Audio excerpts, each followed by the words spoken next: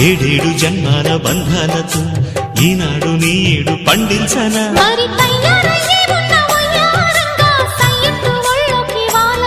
చూసుకొచ్చానమ్మా చూడు ఉత్సాహంగా చిన్నారి వన్నెల్ని ఏలంగా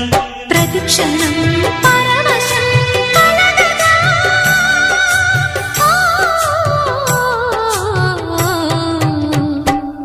మనసా పలకవే మధుమాసపు కోయిలవై చెలివే